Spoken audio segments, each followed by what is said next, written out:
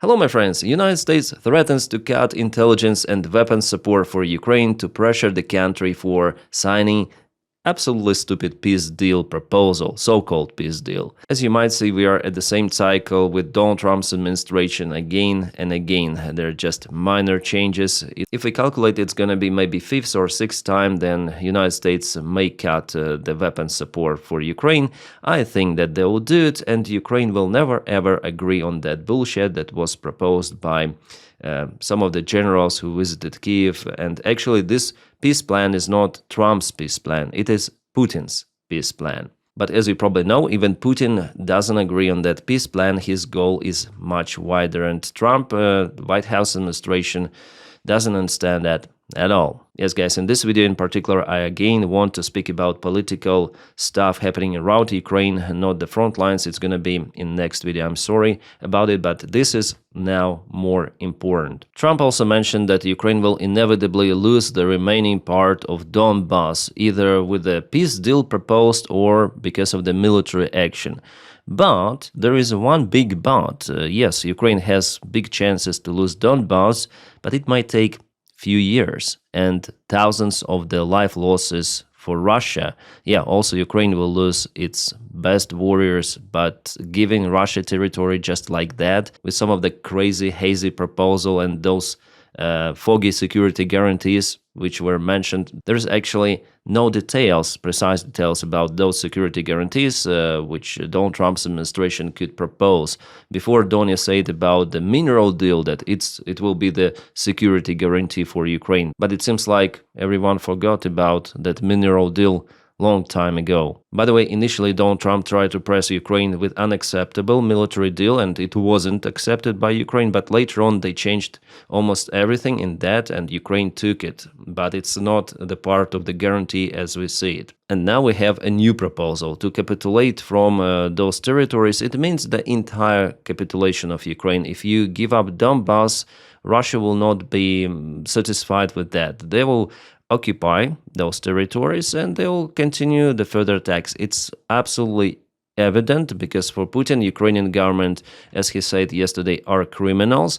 Ukrainian regime is not fulfilling its obligations, and the goals of the special military operation should be achieved in any case. And those goals, they are not saying that, okay, Russia should occupy Donbas and be happy with that. No, Donbas is not in the goals at all. It's about denazification, demilitarization, for Ukraine not to be a NATO member, for implementation of the Russian influence in Ukraine. It means Russian Orthodox Church, which is not the church but the daughter company of the Russian FSB, implementation of the Russian language, and denazification, that means cancellation of the Ukrainian identity, making Ukraine the second Belarus. Absolutely puppet regime dictator state, and the Russians will take more territories for them, leaving probably the part of Ukraine as Ukraine to have one more vote in the United Nations, just like that. But it would not be a sovereign state at all. That's the main goal of Russia, not Donbas. Russia,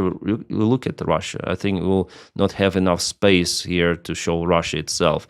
And Russia is concerned about Donbas.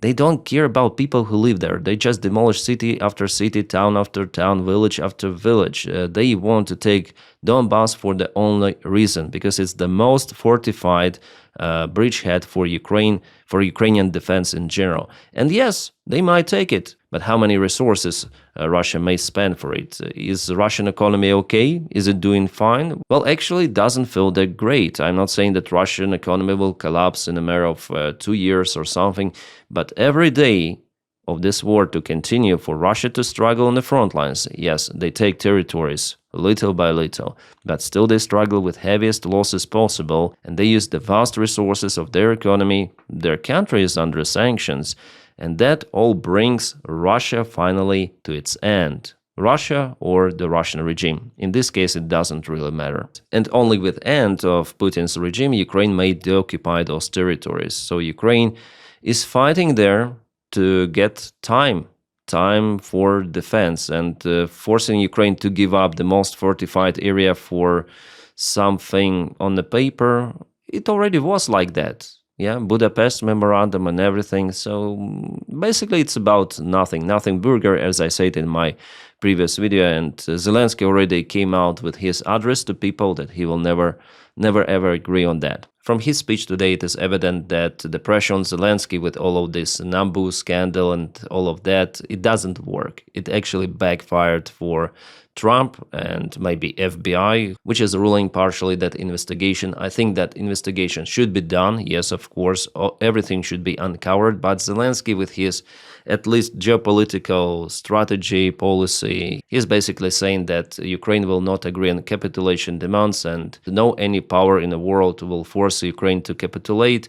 He sworn to Ukrainian constitution, Ukraine as the country in 2019, and he will fulfill his obligation. And here, I support Zelensky. Because if you give aggressor what he wants, like to this angry, crazy animal, it will take more, okay? Give it a bite and it will grab the hand. And just imagine what it could be if Russia takes Donbas. You see what might happen here? It's my theory that Russia may definitely freeze the war for some period of time, maybe even till the end of Donald Trump's presidency, but then restart war once again. And Donny might say, oh, then I was a president, there was no war, I stopped the war, I stopped 9, 10 wars, whatsoever. Donald Trump himself says that his goal is to freeze this war, to stop it, to slow down or something like that. It's not the end of the conflict. And absolutely it is not acceptable. It is a threat not just for Ukraine, but for entire Europe, and likely our European allies they start to understand that. And I think that this weekend and the next week they'll try to convince Donny that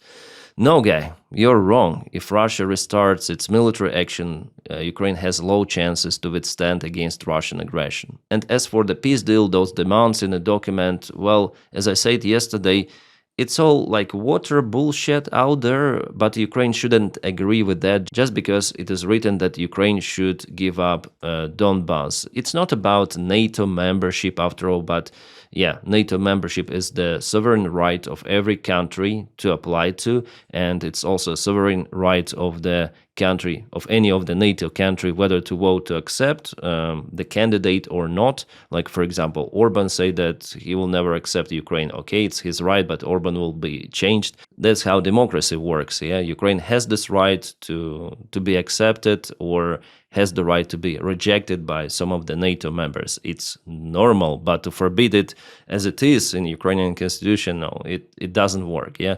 But even if we are not speaking about NATO, the main point that Ukraine should give up its lands voluntarily with the people who live there. Like, okay, you go to Kramatorsk and say to, okay, you are now Russians. Yeah, guys, we are giving you to Russia. It's not about the land itself, yeah? Also, there are people living, people who don't want even to leave their houses at the current front line.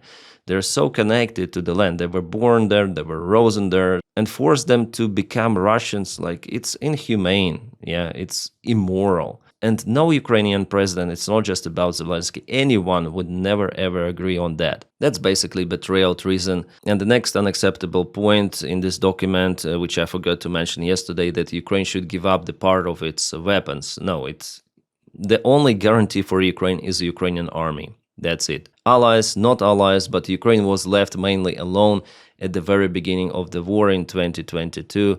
It relied on its own forces and was capable to repel Russians from multiple of Ukrainian regions. Russians failed.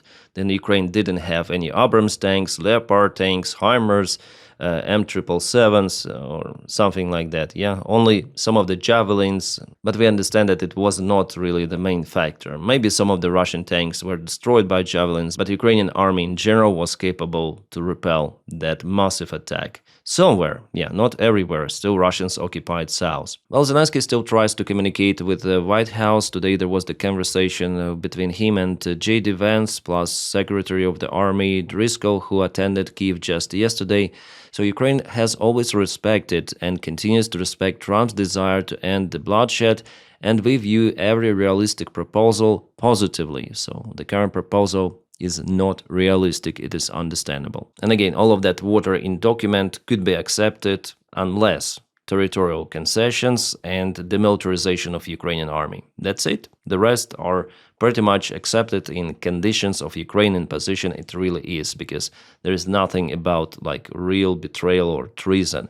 So if you remove those two points, which are main for Russia, it's understandable. Ukraine may even sign it. It's like with this grain deal that was not agreed at first, but later on was corrected. So here Ukrainian government is doing proper job, not agreeing on that bullshit. Yesterday I forgot to say that there are no any concessions from the Russian side in that document. Absolutely nothing. Just Ukraine has been pushed. White House says that Russians start to be more active on the front lines, and also this corruption scandal. So of course they'll push the weaker side here, Ukraine. Ukraine is way weaker than Russia. For Donald Trump, it is no difference between aggressor and victim, and for him, any sort of the outcome is good for this war to end. If it's temporary, if it ends during his term and till the end of his term, it's fantastic scenario for Donald Trump. But how Europe could handle the further aggression or Ukraine, he doesn't really care. So the stable peace is not possible with the current White House administration and basically with Putin. It's not about White House, all right? It's just delusional Trump who supports aggressor in this way. It's about Putin. It's all about Putin. He started this war. He should end it. And no United States president has the actual lever on Putin.